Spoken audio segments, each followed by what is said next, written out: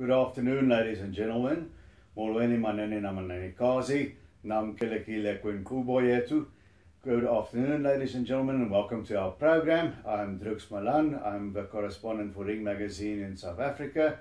You can see my monthly write-ups on the South African scene in the magazine, the Bible of Boxing Ring Magazine, as well as my occasional write-ups on the blog ringtv.com. Then you can also follow me on my blog www.couchpotatofightguru.blogspot.com, and I'm also on Twitter at DruxOnBoxing. Contact me. I'm always happy to share opinions with boxing fans out there. And now we are, of course, heading towards the end of 2018, which has been a tremendous year. And as the hardcore heads among us know, it's a big occasion in the East. In Japan, they celebrate the passing of an old year and the arrival of a new year by attending big fight cards. It's not only limited to boxing, but I'll be concentrating on the one that's relevant to South Africans, taking place at the Wind Palace Kotai in Macau, just a medium stone's throw over water from Japan, where two South Africans, you can see them here on my right or on the left of your screen, will be defending the world titles in the same arena, on the same card, on the same evening. Now that hasn't happened since 1990. It's only the second time in history. The first two, of course, Brian Mitchell and Welcome Nita, who defended their WBA junior lightweight and IBF junior featherweight titles respectively in Italy way back then. Hekkie Budler, of course, is the big news this year. Him and his stablemate Hiroto and of course we also have Zolani Tete.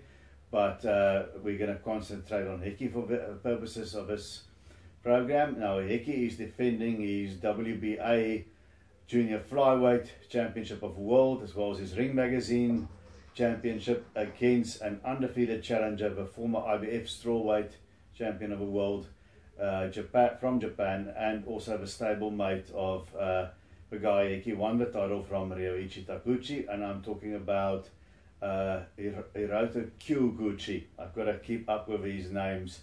It's not always easy if they sound the same.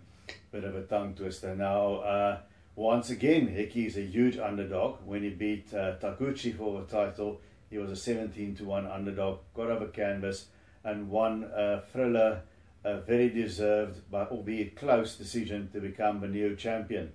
Now, against Kyoguchi, it's more of the same. He's got another big mountain to climb. A lot of people are writing him off. The consensus is that Kyoguchi will be too strong for him because he's got 8 knockouts in his short 11-fight pro career, and people are expecting him to knock Hekkie out or grind him down to a stoppage win. Now Kyoguchi's got a lot of hype behind him in Japan. They're grooming him to be the next Naoya Inoue, which says a lot. There's a lot of really good fighters in Japan. And I went and I did a bit of a study of Hiroto Kyoguchi. He is quite something to watch. He's got obvious power and hasn't put a foot wrong. He won the IBF title last year from Jose Argumedo. He beat him on points, and then he defended it twice before moving up to the junior flyweights this year.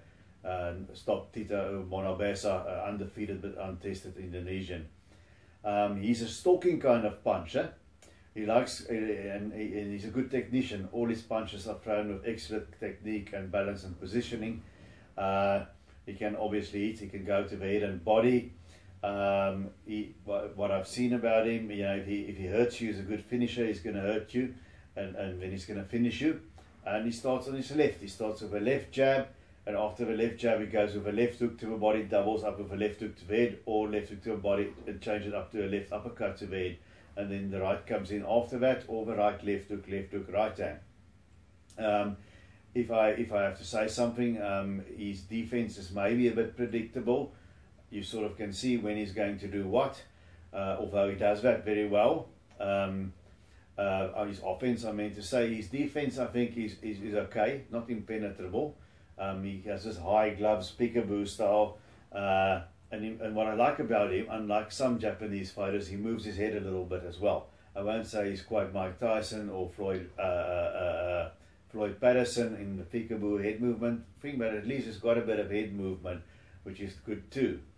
So I did a bit of a study, and I looked at the fight, among other fights, where he had his biggest struggle. That was his title-winning effort. He won, fair enough, but he didn't have it all its way, and he was very frustrated against Argumedo.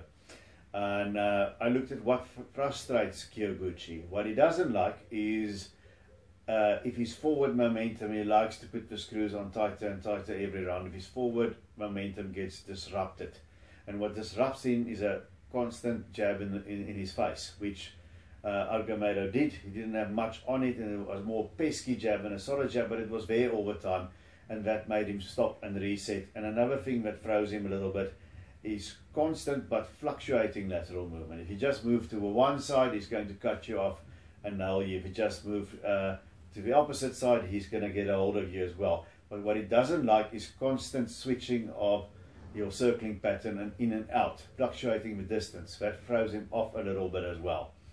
So that's what I saw there in Hiroto Kyoguchi, that Hekkie Budler can exploit.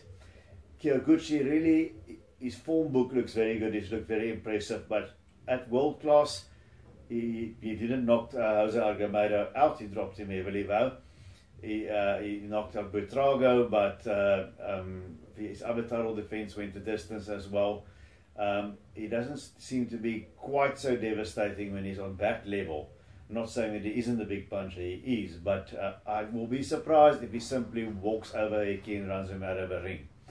Hekkie Budler, we know what he can do. He's got tremendous stamina, very high work rate, and that's perhaps and his fitness and his determination, his heart. That's perhaps his best attribute as a fighter. His weaknesses are obvious. He doesn't have big power, so he's not going to bother Kyoguchi with his power, but he could frustrate him with his skills, and he could take him into deep water, because he's been competing at a world level for a very, very long time. You know, he's fought a lot of good fighters, of course, in Joy, Senpei Wekongno, Jesus Silvestre, the Chinese ex-WBC champion Zong. He's fought Milan Melindo, Taguchi, and he's mostly won. And when he didn't win, when he lost by not much. He lost with a few points, not with a lot. So I think people are underestimating Hekkie.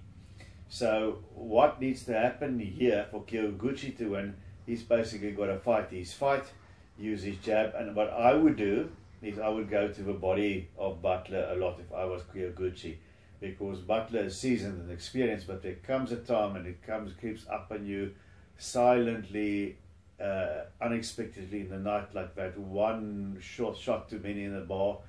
It's happened suddenly that season becomes shop-worn overnight. That might happen. It may happen. It can happen to any fighter, and I would use the shots to a body to slow Budler down, stay patient, and just keep on turning on the screws and knock him down once or twice to try and win it on points or stop him late. So I think that's going to be the tactic for Hiroto Kyoguchi. Now for Hekkie Budler, he's fighting a guy that's not as experienced as his previous opponent Taguchi. He doesn't have a height and reach advantages that Taguchi had. So those things are not there to contend with. However, it's a completely different fight stylistically. People have been taking me on about that, and I'm not saying Taguchi and Kyoguchi are the same fighters. They're stylistically very different, completely different fighters.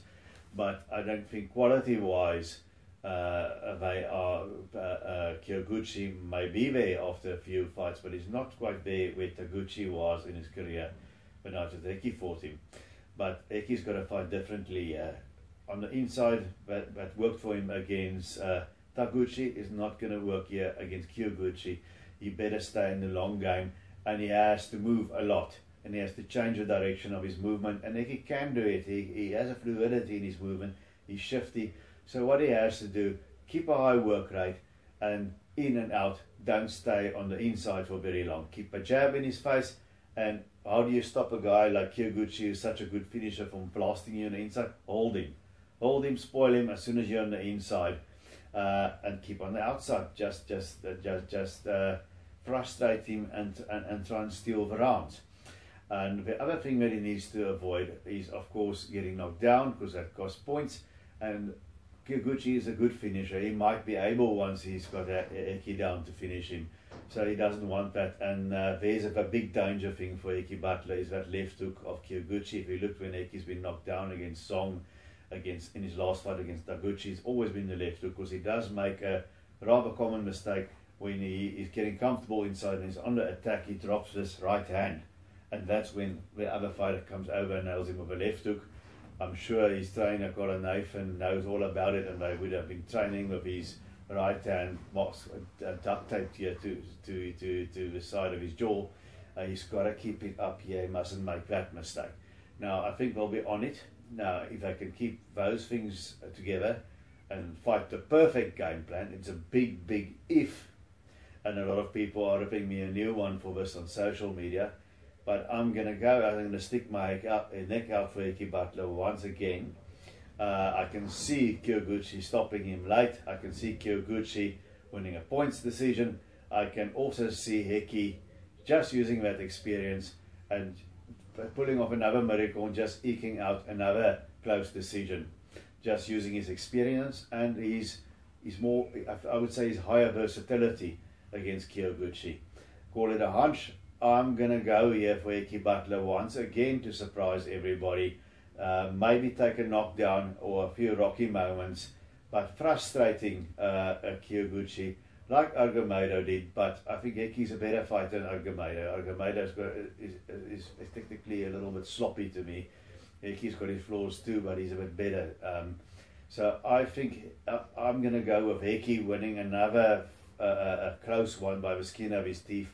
Of course, taking into assuming that the judging will be fair, which it has been so far in Japan. We hope it's the same for Macau. So I think Hekkie is going to squeeze out a close, perhaps even split decision to surprise everybody again. So that is what I think about the Hekkie Budler Hiroto Kyoguchi fight. And then the man here right next to me, there's a nice picture of me and him and his second IBF World Flyweight title. That's Muruti Mtalani. He's fighting Sakamoto, Masahiro Sakamoto, an unknown Japanese fighter. I can't analyze that fight to this extent that I've just done with Hekkie, because I simply can't get any footage of Sakamoto, so I can only get only get what I can get on his record, and there's no known names there except for one, and that's Sho Kimura, his countryman, the Japanese Rocky, who went all the way to China to upset Zhao Shiming.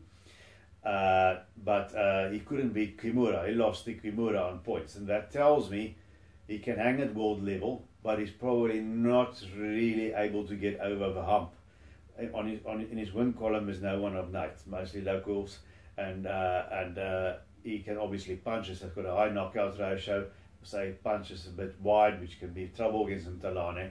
The thing about Mtalani that leads people to take a chance on whoever he fights is the fact that he's already 37 years old, or going on 37, which is old for a flyweight, but he is the world champion once again. He is ranked #1 in the world by Ring Magazine. None of those things are going to help him in the ring, but he should have a better skill set, and he should have too much for Sakamoto. And he should win on points or stop Sakamoto late. We'll see what happens, but Muruti Mtalani on paper should win that thing, keeping in mind that I don't have all the material that I have on Hiroto Kyoguchi. So good luck to our South Africans there. Also on the card, the big one is between the Filipino star Donnie Nietes and his Japanese counterpart Kazuto Ioka. Kazuto Ioka will be trying to become the first Japanese fighter to win world titles in 4 weight divisions.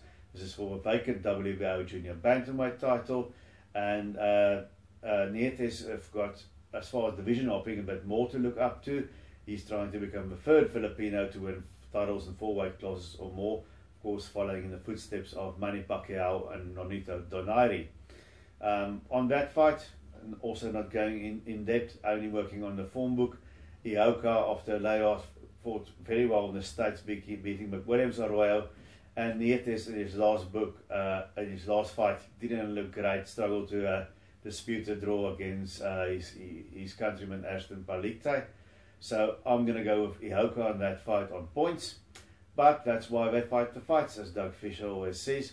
So until we see each other again, You especially, Hekkie, the right hand here, keep those gloves up.